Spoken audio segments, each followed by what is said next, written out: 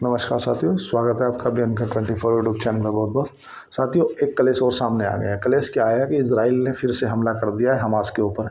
जो हमास मतलब गाज़ा पट्टी के ऊपर जो इजराइल के और गाज़ा पट्टी का जो 1 महीने का युद्ध विराम हुआ था, वो युद्ध विराम इजराइल ने तोड़ दिया है। और तोड़ा तो ऐसा तोड़ा कि 500 से ज़्यादा जो सिविलियन लोग थे ना, उनकी मौत हो गई है। इजराइल ने क्या किया है, हमास मतलब गाज़ा पट्टी के ऊपर एयर स्ट्राइक की है। एयर स्ट्राइक करने के बाद जितने लोगों की मौत हुई है, 500 से ज़्यादा लोगों की मौत सामने आ रही है। अब इसको देखते हुए जो ऑल ओवर ईस्टर्न वर्ल्ड है ना, पूरा ईस्टर्न वर्ल्ड है या मिडिल ईस्ट है ना, पूरा मिडिल ईस्ट के अंदर तनाव बढ़ गया है। तनाव बढ़ने से हुआ है क्या कि जो और देश है ना, उसने इसकी गहन निंदा की है और अमेरिका पे इसको बोलने के लिए कहा है।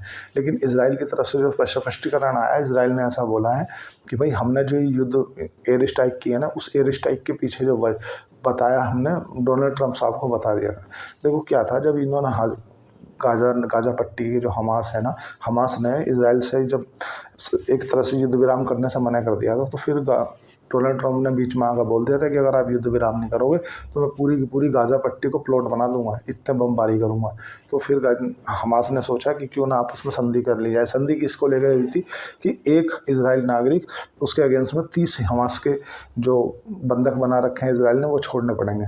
वो छोड़ते तो गए, लेकिन कहीं ना कहीं जो इजराइल को ऐसा इनपुट मिला कि जो हमास है ना, हमास वहाँ पे और एक्टिव हो रहा है। एक्चुअल में क्या था कि जो हमास के कुछ जो लड़ाके हैं या कुछ जो मेजर लीडर हैं, वो जाकर पाकिस्तान में भी गए। पाकिस्तान में उनको भयंकर सम्मान दिया गया कि आपने इजराइल को घुटने टेकने के लिए मजबूर कर दिया है, आप बहुत अच्छे हो आपके। लेकिन उसको साथ साथ में हथियार भी दिए गए, साथ में उनको फंडिंग भी दी गई। तो उससे क्या है कि अब जैसा युद्ध विराम हो गया था, युद्ध विराम होने के बाद में एक दूसरे की जो यात्री हैं या एक दूसरे के जो बंधक बना रखे थे, वो इनपुट भी कर रहे थे, लेन देन भी कर रहे थे। लेकिन समस्या कहाँ पे हुई? समस्या ये हुई कि जो इजराइल की जो सीक्रेट एजेंसी है ना, मोसाद से वो ऐसा पता चला कि हमास अंदर ही अंदर अपने आप को अपग्रेड कर रहा है। वो फिर से जैसा इजराइल के ऊपर पहले हमला किया था, उससे भी बड़ा हमला करने के लिए तैयारी कर रहा है। तो जैसे ही उसे इस बात की इनपुट लगी, उसने पहले के पहले इस बात को मतलब यूएस को कानों में डालते हुए और हमास के ऊपर भयंकर बमबारी करनी चालू कर दी।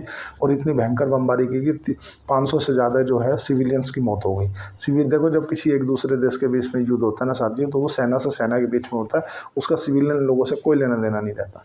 लेकिन जब ये युद्ध हुआ तो इसमें सिविलियन लोगों की मौत होगी, तो समझ गए होंगे आप कितना बड़ा तनाव है, तनाव कितना बढ़ चुका है। दूसरी बात, अब नेक्स्ट आते हैं मुद्दे पे।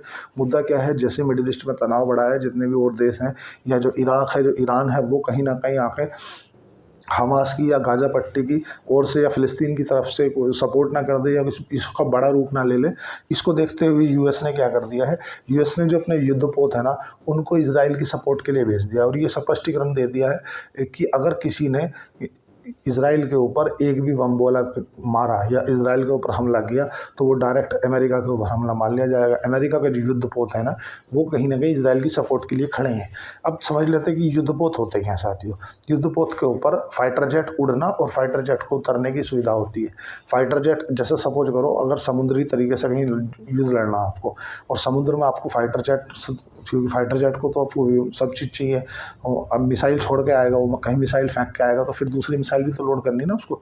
फिर कहीं पर दूसरे किसी को मारना, कोई टारगेट करना, किसी को सपोर्टिंग देनी है, कवरिंग देनी है, ये सब चीज़ें तो एक युद्धपोत होता है। जैसा हमारे जब 1972 का युद्ध हुआ था, तो आईएनएस विक्रांत और आईएनएस राजपूत थे, वो भारत के उस समय के समझ लो युद्धपोत थे। युद्धपोत मतलब जहाँ पे बहुत सारे विमान जो होते हैं ना, छोटे विमान जो कि फाइटर जेट होते हैं, वो खड़े रहते हैं उस पर।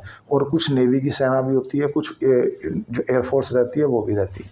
तो इसके लिए किसने बोला है? अमेरिका ने। अमेरिका से लड़ने की किसी की हिम्मत है नहीं कि कोई डायरेक्ट आकर अमेरिका से भिड़ जाए। क्यों? क्योंकि अमेरिका अपने आप में बल्लम है। दूसरा, अब डोनाल्ड ट्रंप ने जो बोला कि अगर मुझे ज़रूरत पड़ी ना तो मैं बिल्कुल मिटा दूंगा, बोले मेरे को आप डिस्टर्ब नहीं करो बिल्कुल भी। मतलब डोनाल्ड ट्रंप से ये समझ लो कि हर आदमी घबराता है। डोनाल्ड ट्रंप किस देश के ऊपर क्या डिसीजन ले लेगा, ये खुद डोनाल्ड ट्रंप भी नहीं जानते। और उनने जो ना अभी जो बोला है कि भाई मैं पूरा का पूरा, पूरे के पूरे देशों को, मतलब जितने मिडिल ईस्ट है ना, सबको मैं इस बात की खली चेतावनी दे रहा हूँ कि अगर किसी ने इजराइल के ऊपर हमला किया तो यूएस के ऊपर हमला मान लिया जाएगा।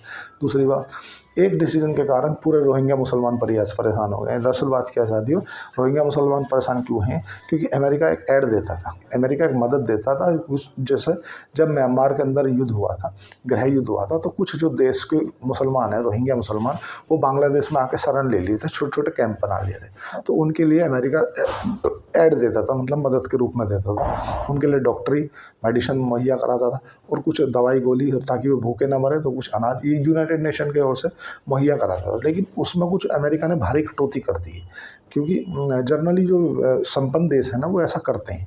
आपने हम नहीं देखते कि हम भी अब एक भंडारा करा लेते हैं। जब कोई अब बड़ा लोग हो जाते हैं, वो क्या बोलते हैं कि यार मैं गौशाला में इतने रुपए दे देता हूँ, है ना, किसी मृदाश्रम में इतने, वृद्धाश्रम में इतने रुपए दे देता हूँ।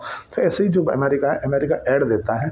ऐड किस रूप में कि जो असहाय हैं, गरीब हैं, जो किसी प्रताड़ित होकर आए हैं अपने देश से उस देश में, तो बांग्लादेश के अंदर से, जिसको क्या हुआ है कि उसने ऐड को, मदद को रोक दिया, जिससे यूनाइटेड नेशन अच्छे खासे सदमे में। यूएनओ बोल रहा है कि अगर अमेरिका ने मदद नहीं दी तो इन लोगों का क्या होगा। और अभी म्यांमार में ऐसी कंडीशन बनी हुई है कि वहाँ पर उन लोगों को वापस भेजा नहीं जा सकता। वहाँ पर गृह युद्ध की स्थिति बनी हुई है भयंकर वाली। तो इससे रोहिंग्या मुसलमान हैं बहुत ज़्यादा परेशान। और अभी आप वहाँ पे भी देखोगे, जो बांग्लादेश के अंदर उनका कैंप बने हुए हैं, वो पोती शर्तें, मतलब बहुत खस्ता हालत में है। बेचारे कैसे कैसे जी रहे हैं भगवान ही जानता है।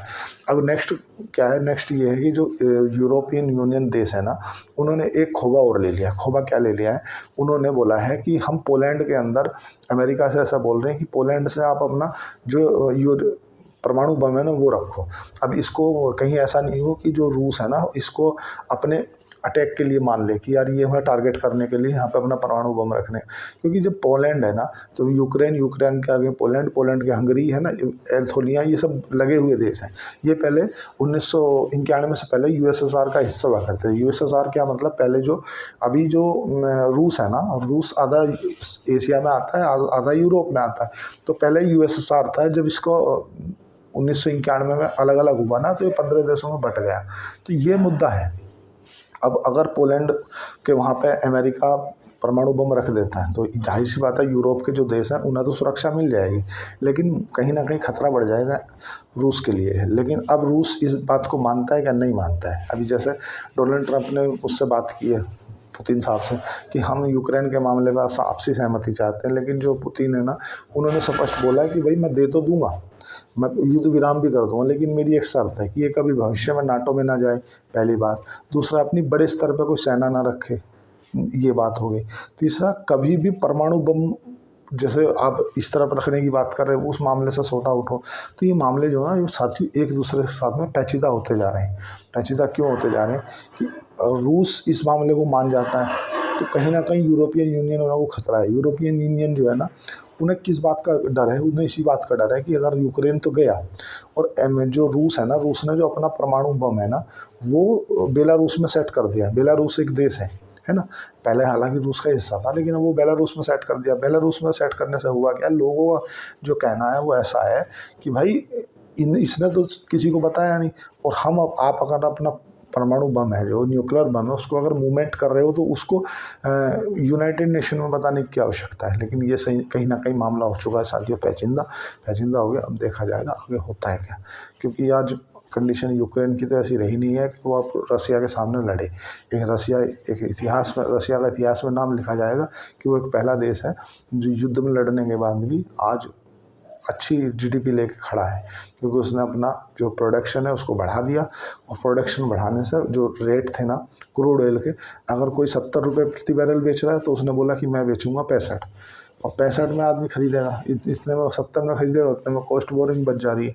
उनने बोला तुम एक काम करो, डॉलर में मत दो मुझे तुम युआन में दे दो, दुबई के रुपये में दे दो, रुपये में, भारतीय रुपये में दे दो, मैं उसी पैसे से भारत से कोई सामान बुला लूँगा। तो कहीं ना कहीं ये सब चीज़ें हैं। देखो आज सबसे ज़्यादा अगर किसी पे सैंक्शन लगे हुए हैं अमेरिका के, तो इराक है, ईरान है, और तुम्हारा रसिया है। लेकिन रसिया पे इतना ज़्यादा इफेक्ट नहीं पड़ा, ये रसिया से इसलिए इफेक्ट नहीं पड़ा कि भारत जो है ना, रसिया और भी बहुत से देश हैं, भारत रसिया से सुरक्षा के उपकरण भी खरीदते हैं, क्रूड ऑयल खरीदते हैं। और सबसे ज़्यादा नुकसान हुआ यूरोपियन यूनियन में, क्योंकि रसिया की जो गैस पाइपलाइन है ना, वो जाती थी यूरोपियन यूनियन में, और यूरोपियन यूनियन में जाती थी, जो कि बाइडन के काल में बाइडन ने मुझे बताओ देगा वो बंद करा दिया। अगले आदमियों को ठंड में कैसा रहेंगे वो, तुमने अगर बोल दिया कि अब इससे मत लेना गैस, नहीं लेंगे, फिर कैसे काम चलेगा भाई। सर्दी थोड़ी पूछ के आते तुम्हारे यहाँ युद्ध हो रहा है कि नहीं हो रहा है, क्योंकि जो ज़्यादातर जर्मनी, फ्रांस इस तरफ जो है ना सर्दी ज़्यादा पड़ती है, -25 डिग्री 30 डिग्री सेल्सियस तापमान चला जाता है। तो वहाँ पे उनको गर्म रखने के लिए जो गैस की पाइपलाइन है वो रूस से जा रही थी, तो बाइडन काल में वो बंद करा दी गई थी। लेकिन उसका सबसे ज़्यादा खामियाजा भुगतना पड़ा है तुम्हारा यूरोप को, इसको नहीं भुगतना पड़ा है, क्योंकि इसने तो और उल्टा ज़्यादा रेट में बेचा और उससे जो प्रॉफिट आया ये तो और अमीर हुआ है। अगर आप हिस्ट्री में चेक करोगे ना, तो ऐसा ये पहला देश है जो युद्ध लड़ने के बाद अमीर हुआ है। आप जैसे जैसी जियो पॉलिटिक्स घटती रहेगी मैं आपको बताता रहूँगा। आज के लिए इतना ही। चैनल को लाइक करें, सब्सक्राइब करें, कमेंट करें। धन्यवाद, थैंक यू।